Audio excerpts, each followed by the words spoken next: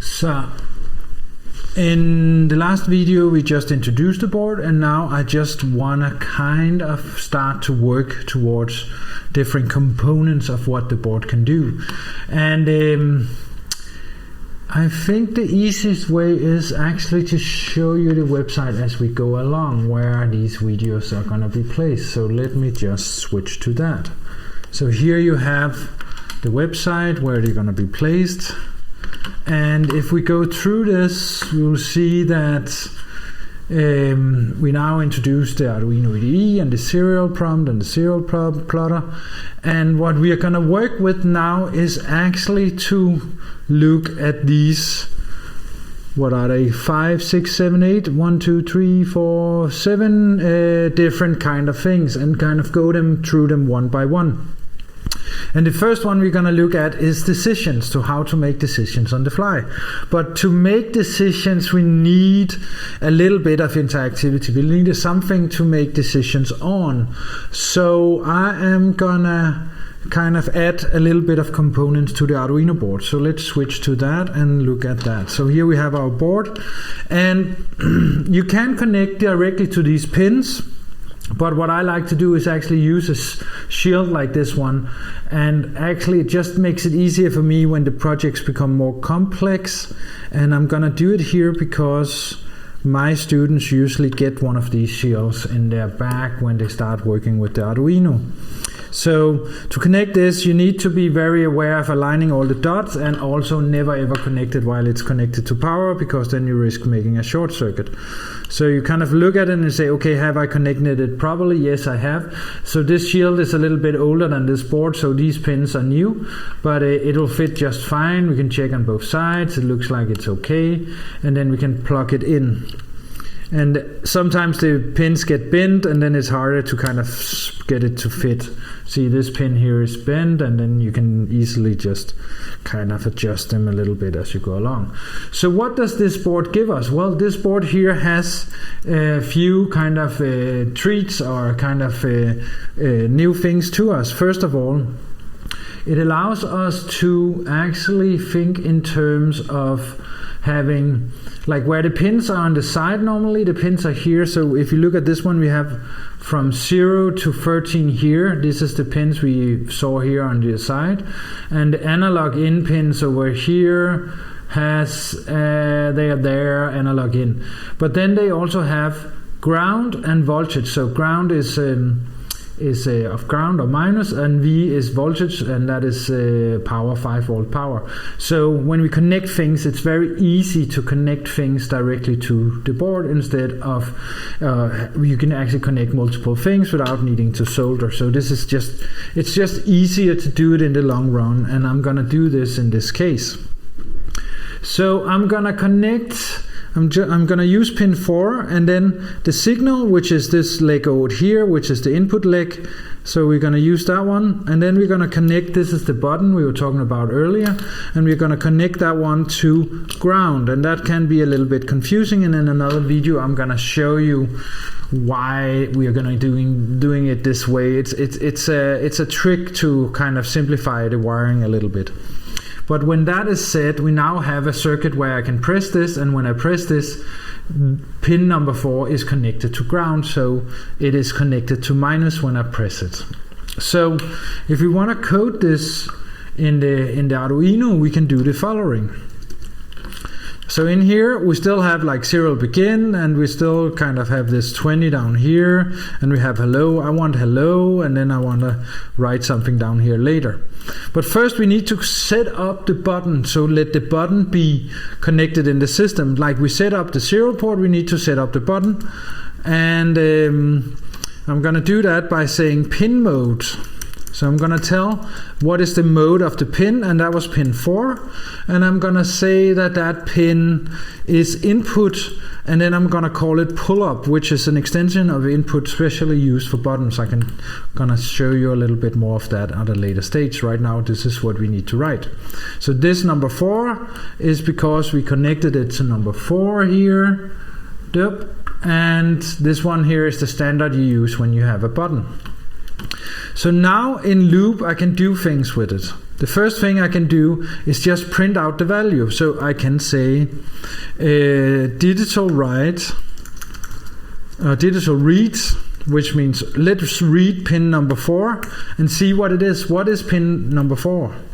So if I upload this code to the Arduino board, and it says it's not available, and the reason it's not available is because I forgot to plug it in. So I'm going to plug it in, and I'm going to go back and say upload, and the board is going to blink a little bit, and then at some point it's done. And then I can go into the serial prompt, and I can say, let me just remove that one so we can see something. And then you can say here, when it says every second, it says the value is 1, and when I press it, it becomes 0. So if we look at the board, you can see now I'm pressing it, so now it's 0, and if I let go and go back, then it becomes 1 again. So when I press it down, it becomes 0, like that, and when I let go, then it becomes 1. And what is happening here is that it actually makes sense, because remember, it's opposite of what you would think. Normally you would say, okay, when I press it, should be 1, but when I let go, it should be 0. But it's the opposite, because we are connecting it directly to ground. So when I press it, it becomes 0, because I'm sending it to minus, to the ground. So remember, we connected it, this pin here is connected to the G instead of being connected to the V here. You can see it here. That one there is on the line of the G's, so it's on the G side, and therefore it becomes 0 when I press it down, because then it means I'm connecting it to minus. It is a little bit confusing. That's how buttons work. If you want to make a kind of simple button, there's a long detailed description of other ways to do it, but this is the simple way to wire up a button to it. But what this means is that we can start actually doing different things. So let me just get this one back in here. So now we can make decisions, we can make choices, because now we actually have some information to make choices on. And the syntax for making choices is right here, and the video we're presenting now will come out here on the side. So it says different ways of making choices, and the syntax for making choices is an if statement. So if we in loop here somewhere write if something, then do whatever is within these two curly brackets. So notice how we have put curly brackets as inside some other curly brackets. So we are making like a nested curly bracket system here.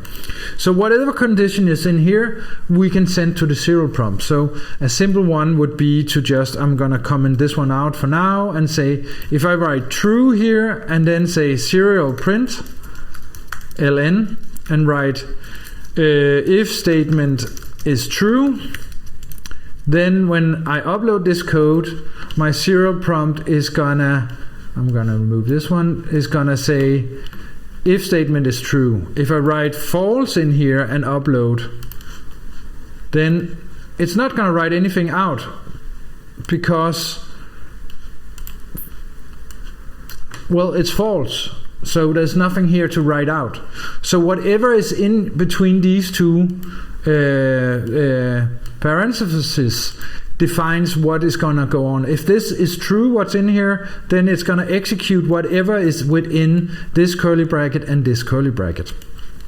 So now we can use our button, was reading of a button. So this one here was reading our button. So we can then say, okay, let's get the value of the button. And then we can say, okay, in here we can write something. Button is button is not pressed would actually be the truth, because remember it was 1 when you were not pressing it, and it was 1 when you were pressing it. So if you say low, then it's button is pressed, like that. That might actually make more sense here. So I'm confusing you a little bit, but I hope you understand what's going on here. So just to reiterate, I have set the button, so it's an input. If the button is low, which means it's 0, then button is pressed, because we noticed in our serial prompt we debugged and saw that when I was pressing the button is when the button is low, then it's pressed, or when it's 1. So low and 1 is the same in this programming language, so you can just write low and 0, is the same. So you can write 0 or low, or you can write 1 or high, it's the same thing. So you can also just write 0, that might actually make more sense. So when we upload this, nothing is going to happen in our sketch except hello, because we write hello up here. But as soon as I press the button, so see here, I'm pressing the button, and as soon as I press the button is pressed, is going to be written on the screen here. And with a kind of duration of 1 second, because we have a delay of 1 second down here. So now we have a button is pressed. When I press it, I can see that the button is pressed. So this is a simple if statement. That's the simple logic of the if statement, is if this condition is true, then whatever is between these two curly brackets is going to be run, and it says button is pressed, so that's what we are running. Similarly, we can look at some of the more advanced syntax. We can say else, for an example, and say if this is not true, then run whatever is in here. We can combine that even more and say else if, and then else. So if this is not true, then do this. If that's true, else do this. So we can kind of group them together. And there's multiple conditions more than just equals to. There's equals to, there's larger than, there's smaller than, there's not equals to. So there's quite a lot of other way of combining it. And you can make more conditions. You can say and something. So if you want, if this is true and something else is true, then you want something to happen. But let's just try to write an else statement as well right now. So this would be an else part of the if statement, and here I can then write a serial print ln button is not pressed. So now we have kind of a little debug where we say, is the button pressed or is it not pressed? And then we can upload that code as well. And then when we see it here, it will say button is not pressed because I'm not pressing the button right now. As soon as I press the button, it will say button is pressed, and it will switch to the other one. And as soon as I then let go, then it will say button is not pressed. So now we have made our first physically interactive system that actually reacts to whatever we do, which kind of sensors we put on it, and how we kind of define it with a simple if statement.